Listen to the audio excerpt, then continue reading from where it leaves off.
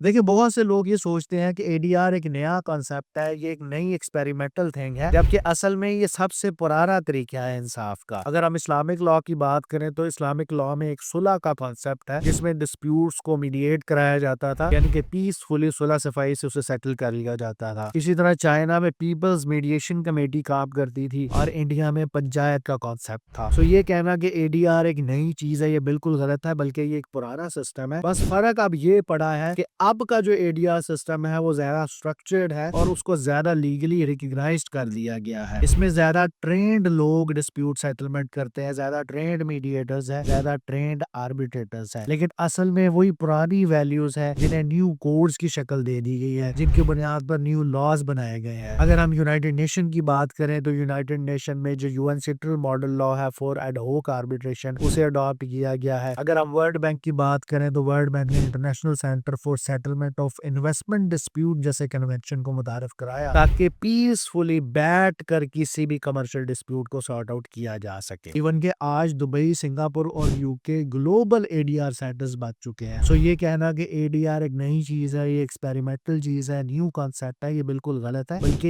यही पुराना तरीका है और कोर्ट्स इसके मुकाबले में नई चीज है। कोर्ट्स का कॉन्सेप्ट बाद में आया। सो जिस तरह पहले मिल बैठ के डिस्प्यूट को सेटल कर लिया जाता था, अब इस तरह ही किया जाता है, लेकिन अब इसे कहते हैं ऑल्टरनेटिव डिस्प्यूट रेजोल्यूशन। इस हवाले से अगर आपको कोई सवाल है तो आप पूछ सकते हैं। मिलते हैं नेक्स्ट वीडियो में। टिल देन अल्लाह हाफिज।